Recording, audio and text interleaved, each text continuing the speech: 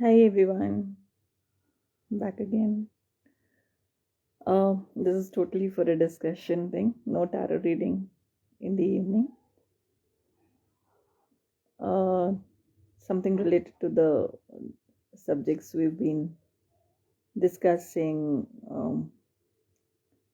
for the last couple of months. Um,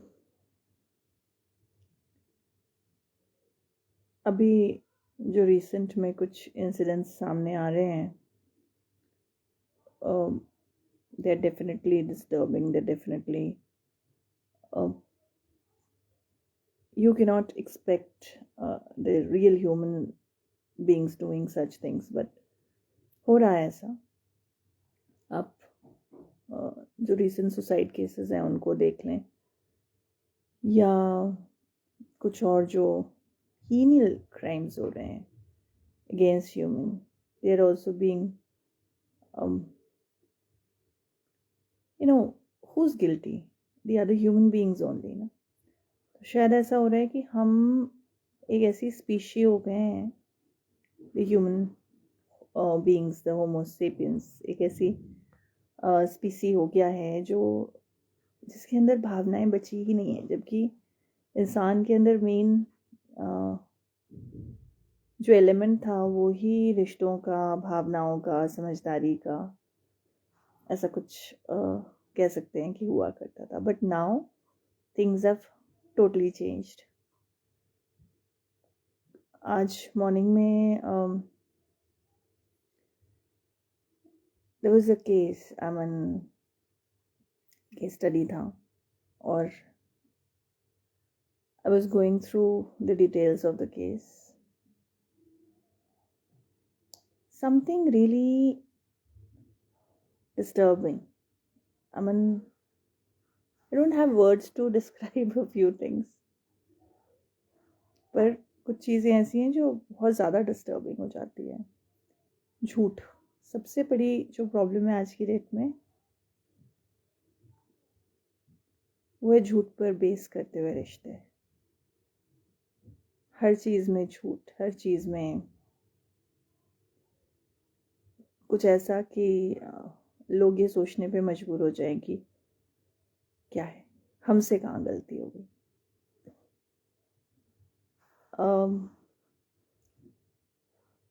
child psychology की अगर हम बात करें तो चाइल्ड साइकोलॉजी में सबसे बड़ी बात क्या होती है, आपने, हम सभी ने बचपन में एक कहानी सुनी थी, शायद सभी ने सुनी थी, कि एक बार एक बच्चा जो है, मतलब एक आदमी, थोड़ा यंग पर्सन, यंगस्टर, वो, उसको जब जज के सामने पेश किया जाता है किसी चोरी के मैटर में, तो उसको ये बोलता है कि तुम्हारी गलती है, तुम्हें सज़ा होगी इस चीज़ की. तो वो सिर्फ एक रिक्वेस्ट करता है जज से कि आप मुझे सज़ा देने के पहले मेरी माँ को बुलाइए, क्योंकि ये जो मेरी आदत है, ये अगर वो चाहती तो बचपन से सुधार सकती थी, गलत को गलत बता सकती थी, सही को सही बता सकती थी. मगर मैं आज जो भी गलतियाँ कर रहा हूँ, जो भी क्राइम कर रहा हूँ, उसके पीछे कहीं ना कहीं मेरी माँ की शय है. क्योंकि जब मैं पहली बार स्कूल से किसी के बॉक्स से शार्पनर चुरा के लाया था, या पेंसिल चुरा के लाया था, या कैंची चुरा के लाया था, जो भी चुरा के लाया था, वो मैंने लाके जब अपने घर में बताया अपनी माँ को, तो उसने मुझे मना नहीं किया. उसने मुझे ये नहीं बताया कि ये नहीं करना, ये गलत चीज़ है. तो डेफिनेटली हैबिट्स जो हैं वो तभी फॉर्म होती हैं जब वो चीज़ें बचपन से हो रही हों. जो भी गलतियाँ होती हैं लाइफ में, वो जब बचपन से कंट्रोल ना किया जाए तो उस वजह से होती हैं.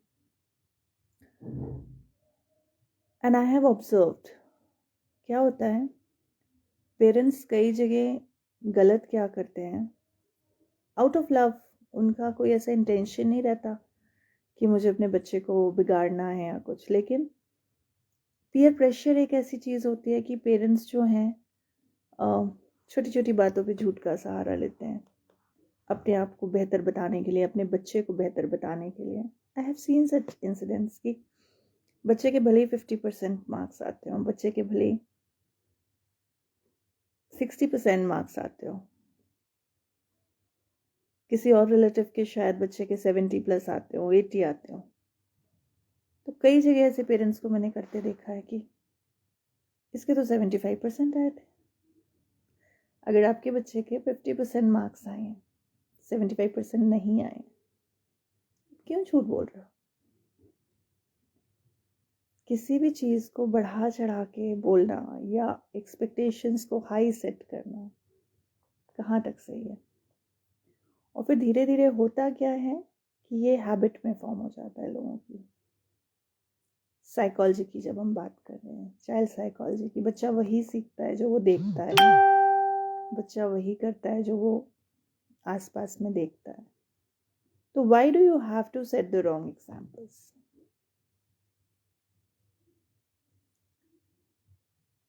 कुछ लोगों का मैंने देखा है कि उनका इनर चाइल्ड जो है वो एट पीस है ही नहीं, स्टेबल है ही नहीं। हर इंसान में, हर एडल्ट में एक बच्चा ज़रूर होता है। If you go through these things, अगर आप केसेस को देखें, अपने आसपास के सब इंसानों को देखें, तो हर इंसान में उसका बचपन का जो रहता है, एक बचपना ज़रूर होता है, और वो रहना भी चाहिए, बचपना हमेशा रहना चाहिए। पर उस हद तक कि whoever is doing whatever should suit their age. 60+ वाले लोग, 65+ वाले लोग, 70+ वाले लोग अगर दोबारा बचपना करने लगे because of their age, because of their mental status, तो वो गलत नहीं कहेंगे। लेकिन 20-30-40 साल की एज जब आप ग्रो अप हो गए हो, you grown up as a young adult and you are doing something which may not suit your age. It is not exactly a childish activity. हाँ, the child within you is a different thing. वो जिद भी करेगा, वो सपने भी देखेगा, वो चीज़ों को एक्सपेक्ट भी करेगा, सीखना चाहेगा, रूठना चाहेगा, किसी चीज़ से मान जाना चाहेगा. All those emotions are there, but एक लिमिट तक. और जहाँ पे वो लिमिट क्रॉस होने लगता है, that is the place where you need to watch things out. Then it is not a childish behavior. That is then a behavioral issue which needs be monitored closely. Of late जो हम चीज़ें देख रहे हैं, of late बहुत सारी चीज़ें जो समझ में आ रही हैं, एनवायरमेंटल फैक्टर्स, बिहेवियरल फैक्टर्स, ये इफ़ेक्ट कर रहा है इंसानों को बहुत बहुत चीज़ों में.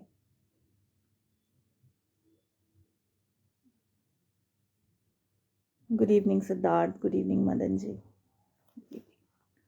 सो बहुत ज़्यादा चीज़ों में ये सारी चीज़ें इफ़ेक्ट कर रही हैं. So when we talk about things कि इन सब चीज़ों से हमें कैसे बाहर निकलना है, तो हमें सबसे पहले ना अपने इनर चाइल्ड को हील करने की बहुत ज़रूरत है. सबसे पहले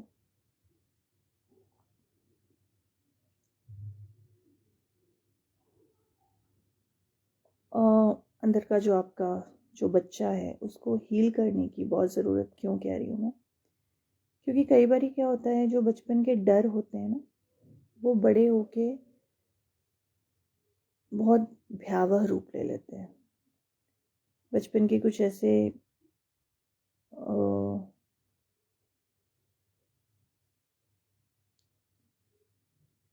एक्सपीरियंसेस होते हैं जो आपको बड़े होने तक याद रह जाते हैं और चीज़ें वहाँ से गड़बड़ होनी शुरू हो जाती हैं. एक अमेरिकन प्रोफेसर थे, I think I have read an article by him, John Bradshaw. उनका एक आर्टिकल था, अपना एक जो बचपन का जो पहलू है उस चीज़ के ऊपर बहुत अच्छा लिखा है उन्होंने, और उस इनर चाइल्ड को हील करने का रिक्वायरमेंट क्यों है, नीड क्यों है, वो भी लिखा है। बिकॉज हमारे सबकॉन्शियस माइंड में बहुत सारी चीज़ें हैं जो स्टोर्ड है। डर भी उनमें से एक हो सकता है, इनसिक्योरिटी भी उनमें से एक रीज़न हो सकता है। सो बहुत सारी चीज़ें जो है इसलिए हो सकती हैं कि आपके सबकॉन्शियस माइंड में चीज़ें जो हैं वो अभी भी बैठी हुई हैं। डर, इनसिक्योरिटी, ज़िद, ये जितनी ट्रेट्स हैं जो आपको उस बचपने के बाहर नहीं आने दे रहा है, that can be problematic for everyone around, सबके लिए। मतलब it is not just you yourself या your spouse or your parents or the close relatives. It can affect your colleagues, it can affect your friends, it can affect every relationship you get in, and then you don't know what to do, how to go about it further. तो ये सारी जो चीज़ें हैं इनको आपको बहुत closely monitor भी करना पड़ेगा और चीज़ों को समझना पड़ेगा कि क्या चीज़ कहाँ, कैसे आप उसको ठीक कर सकते हो। Being an adolescent counsellor basically जो मैंने एक टाइम पे सीखा वो ये था कि बहुत जगह ये होता है कि पेरेंट्स के पास टाइम नहीं है, या पेरेंट्स किसी चीज़ को गलत जिद बोल के चीज़ें फुलफ़िल नहीं करते बच्चों की, और उस केस में बच्चा जो है जाके उन चीज़ों के लिए बाहर से लेने की, पाने की कोशिश करता है। Be it affection, be it love, be it trust, be it security, be it toys, be it the bare minimum necessities. उस केस में बच्चे को समझाने की ज़रूरत है कि क्या इम्पोर्टेंट है और क्या इम्पोर्टेंट नहीं है।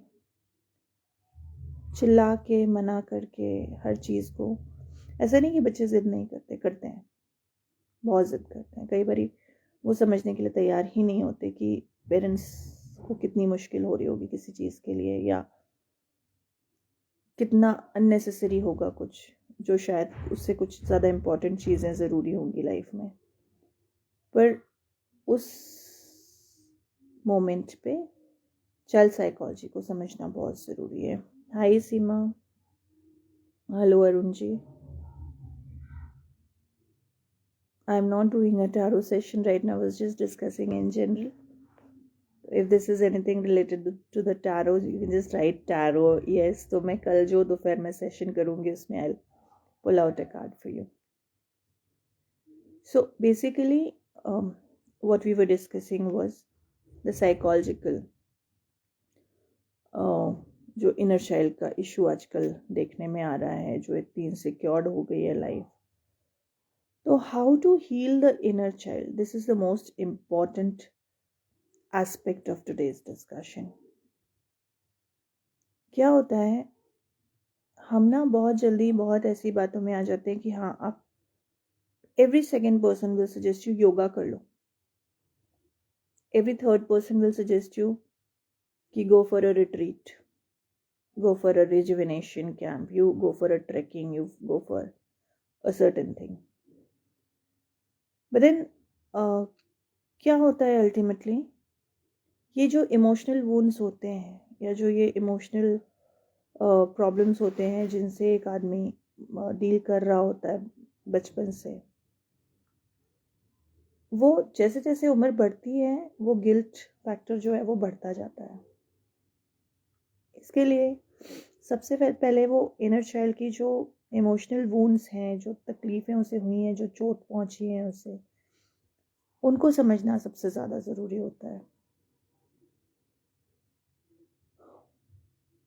कई बार क्या होता है कि ज़िद में आके, गुस्से में आके बच्चा कुछ गलत कर जाता है, गलत कह जाता है, बट उसका जो एक ईगो है वो उसे माफ़ी नहीं मांगने देना चाहता। गलत है, जानता है कि वो गलत है, पर वो अपनी गलती की माफ़ी नहीं मांगता, बल्कि उसको वो अग्रेशन में दिखाता है, गुस्से में दिखाता है। और आप जब उस चीज़ को सप्रेस करने की कोशिश करोगे तो एक बिहेवियरल इशू डेवलप होता है। मे बी उसको मालूम हो सकता है कि उसने गलती की है, ही नो ही इज़ गिल्टी। तो वो जो गिल्ट वुंड एक है, वो सबसे ज़्यादा इफेक्ट करता है लोगों की लाइफ में। बिकॉज गिल्ट वुंड जो है वो सॉरी फील कर रहा है, या उसको जो गिल्ट है किसी चीज़ का, इनसिक्योरिटी भी उसका एक आउटकम हो सकता है। तो गिल्ट है, जैसे अगर बच्चा मान लीजिए अपने फिनेंशियल स्टेटस से ऊपर के लोगों में दोस्ती करता है, तो उसे वो गिल्ट है कि वो उन लोगों की बराबरी नहीं कर पा रहा। अगर बच्चा एक ऐसी फैमिली से आ रहा है जहाँ माँ बाप पढ़े लिखे नहीं हैं, लेकिन वहीं उसके फ्रेंड्स के माँ बाप बहुत हाईली एजुकेटेड हैं, उस केस में अगेन बच्चे के अंदर गिल्ट ये रहेगी कि he is better than me. तो ये छोटी छोटी चीज़ें हैं जहाँ पे इनसिक्योरिटी डेवलप होती है। एज पेरेंट्स हम बेस्ट इस केस में क्या कर सकते हैं, इन सिनेरियोज में क्या कर सकते हैं कि बच्चे को हम कभी, पहली चीज़ जो मैंने कही कि कभी हम उसकी किसी गलत आदत में उसका साथ ना दें। दूसरी चीज़, अगर कहीं बच्चा गिल्ट कॉन्शियसनेस अपने अंदर ला रहा है, कहीं भी गिल्ट वुंड है उसके अंदर, गिल्ट फील हो रहा है, इनसिक्योरिटीज जन्म ले रही हैं, तो हम उसका साथ ऐसे दें कि उसको समझाएं कि इन रियलिटी क्या है चीज़ें, और जो चीज़ें प्रॉब्लम सॉल्व की जा सकती है जिन चीज़ों से रिलेटेड, उन चीज़ों को कैसे ओवरकम कर ले, rather than developing that guilt consciousness in the long term, and be a victim to the guilt wounds, guilt scars, insecurities develop करे। उससे अच्छा ये है कि वो एक हेल्दी ह्यूमन बीइंग के तरीके से बड़ा हो। तो if like somebody is not able to set boundaries, if somebody is not feeling like asking for things, एक loneliness develop कर रहा है, नॉर्मली बुलीज वगैरह को अट्रैक्ट कर रहा है अपनी लाइफ में, जो उसको और इनसिक्योर बना रहे हैं, तो बच्चे को वो चीज़ समझना बहुत ज़रूरी है। बिकॉज ये छोटी छोटी बातें हैं। आई नो पेरेंट्स के पास कई बार if both the parents are working इतना टाइम नहीं होता है, लेकिन बच्चे की ज़िद ना समझ के, उसकी रिक्वायरमेंट को समझ के अगर हम आगे बढ़ेंगे तो आई थिंक चीज़ें सबके लिए बेटर रहेंगी, बच्चों के लिए भी और पेरेंट्स के लिए भी। कई बार हम एज पेरेंट्स नहीं समझ पाते हैं, पर we can ask for help from our close ones. जैसे फॉर एग्जाम्पल, अगर गिल्ट कॉन्शियसनेस किसी के अंदर डेवलप हो रहा है, कई बार क्या होता है न्यूक्लियर फैमिलीज में बच्चे बहुत लोनली फील करते हैं, मदर भी टाइम नहीं दे पाती है, फादर भी टाइम नहीं दे पाते हैं, specially when the parents are working, both of them are working. उस केस में दादा दादी, नाना नानी, बुआ मासी, चाचा चाची या रिलेटिव्स, सोशल बीइंग्स जो आपके क्लोज प्रॉक्सिमिटी में, जो आपके नियर एंड डियर वंस या फैमिली फ्रेंड्स अवेलेबल है, उनका आना जाना घर पे होते रहना चाहिए। एक सोशल लाइफ बच्चों को देनी चाहिए। और ये अर्ली टीन्स के सबसे ज़्यादा चीज़ें, क्योंकि 15-16 के बाद जो पोस्ट प्यूबर्टी जो एज है, 14-15 के बाद जो लेट टीन्स हैं, तब बच्चे को थोड़ा सा अकेला छोड़ना चाहिए, बिकॉज दैट टाइम ही और she is battling with the physical changes also. तब आप उसके नज़र रख सकते हैं, आपके उनके दोस्तों पे नज़र रख सकते हैं, उनकी एक्टिविटीज़ पे नज़र रख सकते हैं, लेकिन आप पूरे टाइम डंडा लेके नहीं खड़े हो सकते। डंडा लेने की एज जो होती है ना, वो 12 साल तक के बच्चे के साथ आप कर सकते हैं, 13 साल तक, एट मैक्स 14 साल के बच्चे तक आप कर सकते हैं। उसके बाद अगर आप ये चीज़ कोशिश करेंगे तो बच्चा जो है वो रेबेलियस हो जाएगा उस टाइम पे, क्योंकि उसको अपनी गलती समझ ही नहीं आएगी। पर later on it may be a trouble. और ये जो इनर चाइल्ड वुंड्स होते हैं ना, ये लाइफ लॉन्ग चलते हैं, लाइफ लॉन्ग। सो गिल्ट वुंड की हम जब बात कर रहे थे कि he feels sorry or she feels sorry or bad for something, but उस चीज़ को वो एक्सप्रेस नहीं कर पाता है, doesn't like to ask for things of course। Guilt को कभी कभी वो मैनिपुलेशन के लिए भी यूज करता है, throwing ego, throwing tantrums, जिद दिखाना, मैं सही हूँ, अटेंशन सीकिंग, ये सारी चीज़ें डेवलप हो सकती हैं। अलावा उसके गिल्ट वूंड के अलावा देयर आर ट्रस्ट वूंड्स। आजकल कितनी सारी चीज़ें सुनने में आती हैं pertaining to child abuse, teen abuse, molestations, ऐसी चीज़ें जो सुनने में आती हैं, या जो एडिक्शन हो रहा है बच्चों में डिफरेंट टाइप्स का, उसका भी कहीं ना कहीं रीज़न है कि ट्रस्ट इश्यूज होते हैं बच्चे को। ट्रस्ट इश्यूज की अगर हम बात करें, trust related inner child wounds की अगर हम बात करें, तो बच्चा फील नहीं करता, सेफ नहीं फील करता कुछ लोगों के अराउंड, कुछ लोगों से वो बात नहीं करना चाहता, कुछ जगहों पर वो नहीं जाना चाहता। कहीं ना कहीं डिस्ट्रस्ट हमेशा रहता है उसके मन में, इनसिक्योरिटी रहती है, एक्सटर्नल वैलिडेशंस की ज़रूरत रहती है उसे हमेशा हर चीज़ के लिए। अंदर से उसको जो चीज़ रहता है वो एक्सप्रेस नहीं कर पाता, और उसे हमेशा किसी ना किसी की वैलिडेशन की ज़रूरत पड़ती है। कई बार वो अपने आप पे ही ट्रस्ट नहीं कर पाता, बिकॉज ही और she develops the trust issues at a very tender as. और सबसे बड़ी प्रॉब्लम उसकी बच्चे की ये होती है कि वो हर्ट नहीं होना चाहता।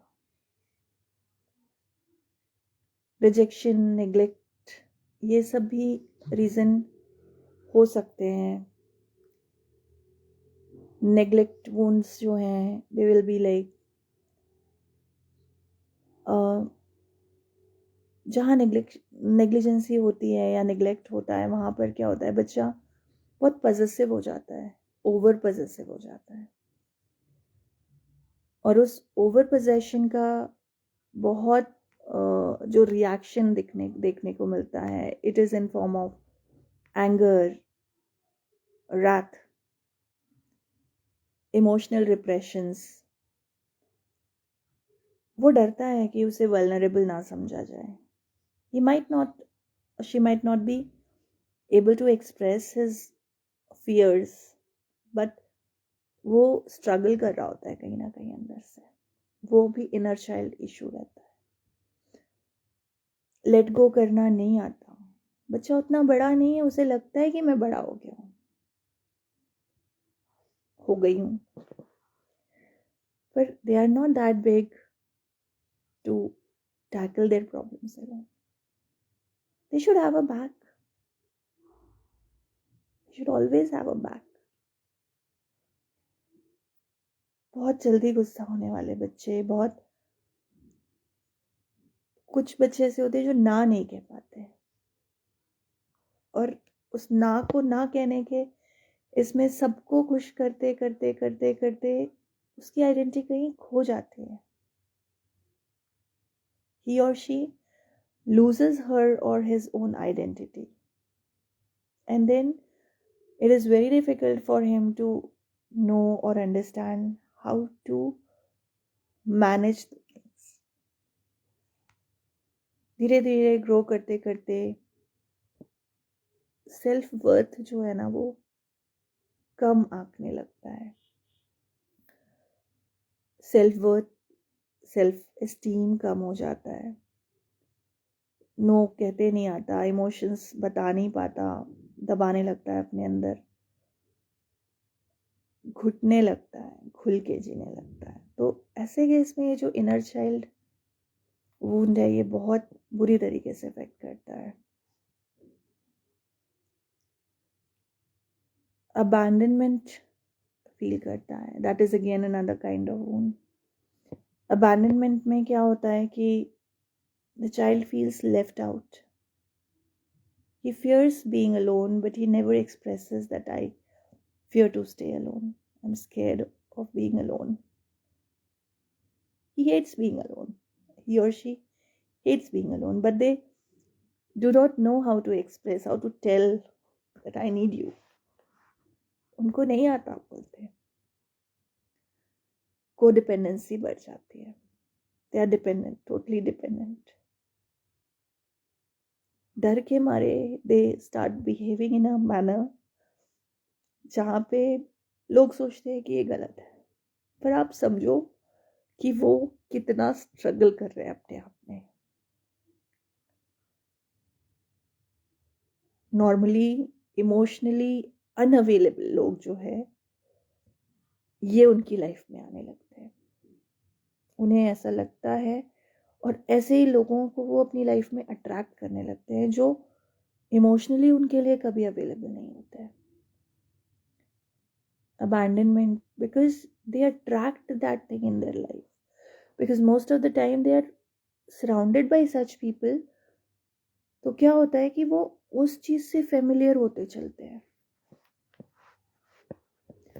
तो कहीं ना कहीं अगर आपके आसपास ऐसे लोग हैं, यंग एडल्ट्स में या ग्रोन अप एडल्ट्स में भी, till the age of 30, 40, even at the age of 50, अगर ऐसे लोग हैं,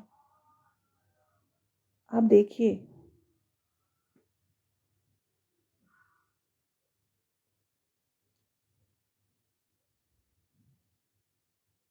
Yeah, that's correct. I read that a boy is born, a man is made from pain, disrespect, rejection, failure, and losses.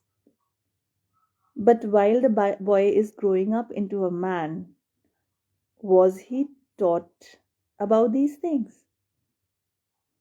That is the concern. कौन बताएगा? वक्त ही नहीं।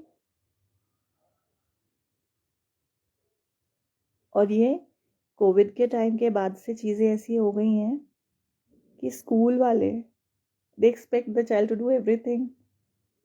ये social media आने के बाद में, इंटरनेट आने के बाद में, एवरीबडी एक्सपेक्ट्स कि सब कुछ तो इंटरनेट पे अवेलेबल है, सब कुछ बच्चा सीख जाएगा, गूगल कर लेगा। हमारे टाइम पे जो टीचर्स होते थे वैसे टीचर्स आज नहीं हैं, and I am sorry to say that. आप बच्चे को मशीन की तरह ट्रीट कर रहे हो, आप बच्चे को ओवर स्मार्ट बना रहे हो, मार मार के। आप क्या कर रहे हो, एक एलसीडी टीवी में बोर्ड चेंज करके उसको स्मार्ट टीवी बना रहे हो। मार्क्स तो ले आया, इधर पढ़ाई कर ली, उधर पढ़ाई कर ली, बड़े बड़े कोचिंग्स अटेंड कर लिए, रट्टा मार के पास हो गए, मेमोरी बढ़ाने की ट्रीटमेंट कर ली, सारा कुछ कर लिया, पर इंसान बनना नहीं सिखाया। आपने उसे इमोशनलेस रोबोट बना दिया। और अब आप जब बड़े हो रहे हो, जब आपको उसके सपोर्ट की ज़रूरत है, या इमोशनली अगर वो अवेलेबल नहीं है, that applies to the parents who are into their 70s also.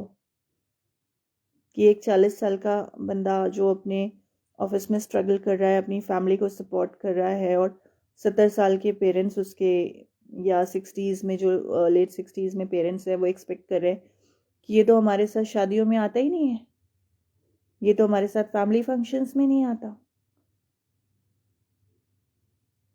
क्यों? When he was growing up, he was taught the importance of earning money. Now when he is focusing upon earning money, then you are expecting him or her to attend to the social events and gatherings. कैसे expect कर सकते आप? So it is better that we learn this early, so that when we are 70 or when we are 60 plus, we are not expecting anything which is not possible for a child to understand.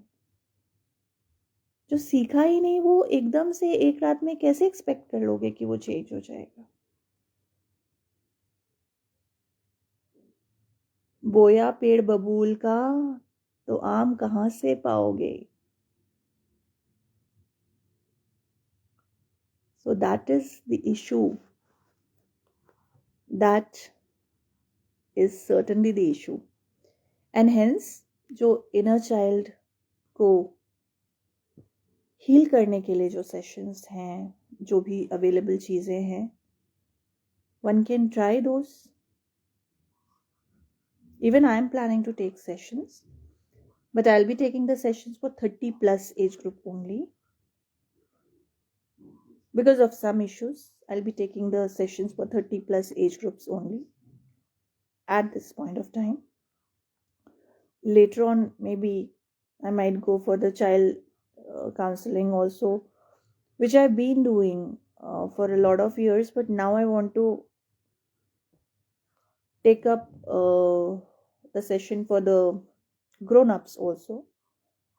There are reasons behind it, of course, and some genuine reasons which are better known to me at this moment. अभी मुझे inbox में किसी ने message किया कि somebody wants to discuss something with me over the same topic. Sure, I would love to discuss the things and these topics, but honestly, I am a little short of time at this moment, and that is the reason I'm doing live and trying to keep connected with people, because not all the days are same, right? There are so many things going around. There's so many things you need to get yourself involved with, and in the meanwhile I'm doing these sessions, mostly free sessions, so this takes a lot of time and energy and balancing out the things as well. So I hope you understand, and we'll definitely connect. I'll get back to you once I'm able to. In the meanwhile, what I would suggest is, if you come across anybody, अगर आपको ऐसा लगता है कि आपके आसपास ऐसा कोई है जिसके अंदर ये ट्रेट्स जो मैंने बताए ये हैं, पाए जा रहे हैं, definitely suggest them to take an immediate action to get over the things, to heal. Because सबसे मेन चीज़ है कि one should be able to come out of the blues and live in the reality and see the brighter sides, the sunny sides, so that before taking the extreme steps, a person is able to fight or battle out and come out with flying colors, come back winning rather. You need to be there to understand. Sympathy is never a solution. What a person should do is empathize, understand. At least make the person feel that yes, you are heard. I'm all ears. I'm listening to you. I'm there to understand. I know what you're feeling. I've been there. I've seen that. And I know what you need right now. What you need to hear. What you might need to know, in spite of knowing what you might need to hear at a particular time. If only the friends and family and the near ones are able to hear those cries, those pains, if only the people are able to gauge, कुछ तो गड़बड़ है, और जो भी गड़बड़ है ना वो मिलके ठीक कर सकते हैं. बहुत सारी जानें बच जाएंगी, पता है। सुसाइड हेल्पलाइंस की जरूरत नहीं पड़ेगी लोगों को। सोशल मीडिया में आके वीडियो वायरल करके अपना दुखड़ा रोने की जरूरत नहीं पड़ेगी लोगों को। अगर दोस्त, परिवार, जान पहचान वाले, इंसान डरता है बात करने से, बिकॉज उसको वो ट्रस्ट फैक्टर दिख ही नहीं रहा है ना किसी को आसपास। किसी के अंदर वो ट्रस्ट फैक्टर दिखाई ही नहीं दे रहा है कि हाँ मैं इस बंदे पे ट्रस्ट कर सकता हूँ। एक बहुत पुरानी फिल्म थी अशोक कुमार, विनोद मेहरा, राजेश, अनुरोध। देयर वाज अ सॉन्ग, तुम बेसहारा हो तो किसी का सहारा बनो। Just love it, honestly. If you don't have someone, be somebody's someone.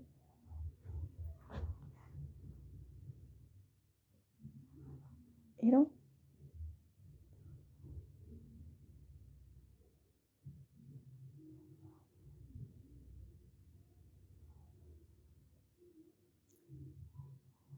It's not your fault when other people are in a bad mood. You are worthy of everything good. You're not alone. I am with you. It's okay to feel. It's okay to be somebody with the emotions. You are worth it. You are worth being protected. You are worth being saved.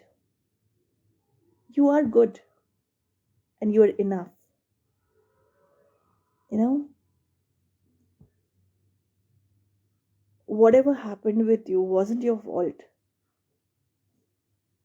And there is nothing that cannot be sorted out. You are beautiful. You are loved. You are required. This is not the end. Everything works out.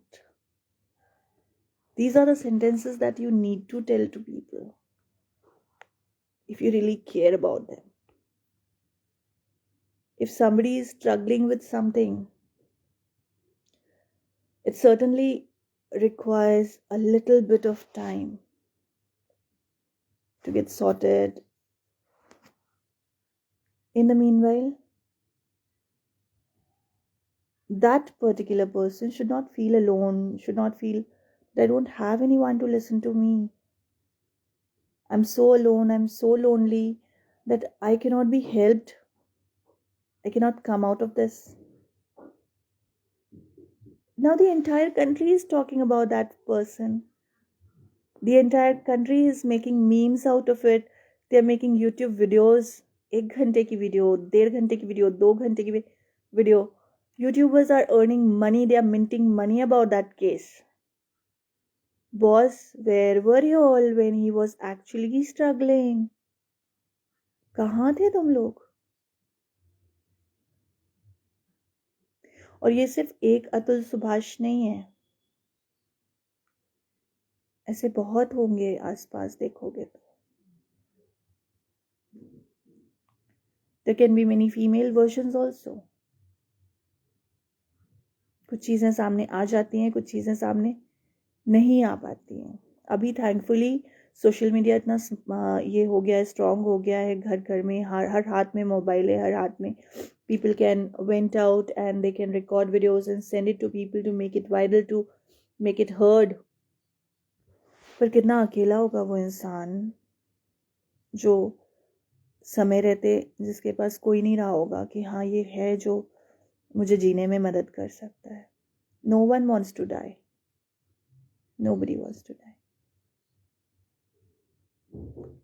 ये जो inner child की हम अभी बात कर रहे थे ना, उसमें एक बहुत बड़ा एस्पेक्ट है that जिसके अंदर वो इनर चाइल्ड है, जो ट्रॉमा में है, जो बहुत सारे इश्यूज लेके बड़ा हुआ है, वो inner child healing जिसके required है, he needs to be heard, he needs to be supported, he needs to be valued, he needs to be emotionally valued, he needs someone to stand by him or her. So if you are able to identify such people around you, I think you should give it a try. Just being there is enough. Just being there, understanding, that is enough. And that is something I'm trying to be. If ever, I'm reiterating this, if ever someone requires to tell me something without those chats and stuff, yeah, agar if you want to discuss something with me directly, that yes, I am going through this, Arpita, I'm going through this, Dana, I'm going through this, I need to talk, boss, send me a message, open up, trust me, things can be worked out. But don't give up. Don't give up.